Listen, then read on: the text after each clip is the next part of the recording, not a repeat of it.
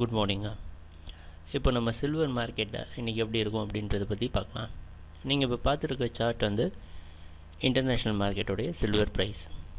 So international மார்க்கெட்டோடைய price வச்சு தான் எம்சிஎக்ஸில் ப்ரைஸ் மூவ்மெண்ட் நடக்குது. ஸோ இன்டர்நேஷ்னல் மார்க்கெட்டோட ப்ரைஸ் அனலைஸ் பண்ணுறது ரொம்ப முக்கியமானது. இந்த சார்ட்டில் கம்ப்ளீட்டாக பாருங்கள், கடைசி டிசம்பர் 3ஆம் தேதியிலேருந்து இன்றைக்கி வரைக்கும் ப்ரைஸ் நடந்துருக்கு. இது லைவாக நடந்துகிட்ருக்கு சில்வர் மார்க்கெட்டோட ப்ரைஸ். ஸோ வெள்ளிக்கிழமை பாருங்கள், மார்க்கெட் நம்ம எதிர்பார்த்த மாதிரி இந்த எல்லோ கலர் லைன் தான் மார்க்கெட்டுடைய நம்ம வரைஞ்சிருக்க மூவிங் ஆவரேஜ். இதில் வந்து ரெசிஸ்டன்ஸ் எடுத்து மார்க்கெட் கீழே ட்ராப் ஆகிருக்கு. ஸோ நம்ம முன்னாடியே வரைஞ்சி வச்சுருக்கிறோம், இந்த ரெட் கலரில் ஒரு லைன் வரைஞ்சி வச்சுருக்கோம், அது மேலே இருக்க ரெசிஸ்டன்ஸு. ஸோ இந்த ரெசிஸ்டன்ஸ் மேலே மார்க்கெட் போனால் தான் மறுபடியும் இந்த ஹை பழைய மாதிரி மேலே இந்த ஹைக்கு போகிறதுக்கான வாய்ப்பு இருக்குது. இல்லைன்னா இந்த ரேஞ்சில் வரைக்கும் போய் மார்க்கெட் கீழே ட்ராப் ஆகிறதுக்கான வாய்ப்பு நிறைய இருக்குது. ஸோ மார்க்கெட் கீழே வந்து பவுன்ஸ் பேக் ஆகி இந்த இடத்துக்கு வந்திருக்கனால மார்க்கெட் இன்றைக்கும் மேலே போயிடும் அப்படின்ற நம்பிக்கை அப்படின்றது கிடையாது. இந்த ரேஞ்சை பிரேக் பண்ணதுக்கப்புறம் தான் மார்க்கெட் பையிங்க்கு வரும். இல்லை இந்த இடத்துலேருந்து மார்க்கெட் ரெசிஸ்டன்ஸ் எடுத்து கீழே வர்றதுக்கான வாய்ப்பு நிறைய இருக்குது. இப்போ நீங்கள் பார்த்துருக்குது இந்தியன் மார்க்கெட்டோடைய ப்ரைஸு, எம்சிஎக்ஸோடது.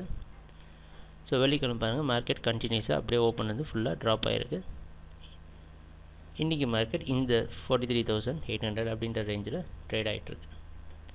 ஸோ நம்ம இப்போ என்ன பண்ணலான்னா, இங்கே ரெசிஸ்டன்ஸ் நம்ம இந்த 44,200 அப்படின்றது தான் நம்ம இன்டர்நேஷ்னல் மார்க்கெட்டில் பார்த்தா இந்த ரெசிஸ்டன்ஸ். ஸோ 2-3 நாளைக்கு முன்னாடி பாருங்கள், இந்த இடத்துல போய் கீழே ட்ராப் ஆகிருக்கு. 44,200 பக்கமாக மேலே போக முடியாமல் கீழே வந்துருக்குது. திருப்பியும் வெள்ளிக்கிழமையும் சரி கீழேருந்து மேலே வெள்ளிக்கிழமை இல்லை, தேர்ஸ்டே மார்க்கெட் இது வரைக்கும் மேலே போக முடியாமல் கீழே வந்துருக்குது. இப்போ மறுபடியும் மார்க்கெட் வந்து அந்த ரேஞ்சில் ஓப்பன் ஆகிருக்கு.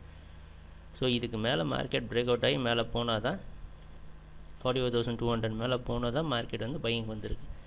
இல்லைன்னா அது வரைக்கும் கீழே செல் வந்துருக்கு. 44,200 மேலே போனதுக்கப்புறமா பை பண்ணி இது கீழே ஸ்டாப் லாஸ் வைக்கிறது நல்லது. இல்லைன்னா எங்களோட அட்வைஸ் இன்றைக்கி என்னென்னா, ஃபஸ்ட்டு மார்க்கெட்டில் ட்ரெண்டுக்கு ஃபேவரபுளாக செல் பண்ணிவிட்டு இதுக்கு மேலே போனதுக்கப்புறம் பை பண்ணிக்கலாம். ஸோ அது வரைக்கும் செல்லிங்கில் இருக்கிறது தான் நல்லது. ஸோ மார்க்கெட்டோட சப்போர்ட் இது 43,200 பிரேக் பண்ணிச்சுன்னா கீழே இருக்க லோயர் சப்போர்ட் அது கீழே வர்றதுக்கான வாய்ப்பு இருக்குது. ஸோ இன்றைக்கி மார்க்கெட்டோடைய மூவ்மெண்ட் எப்படி இருக்குது அப்படின்றத பார்க்கலாம். தேங்க்யூ.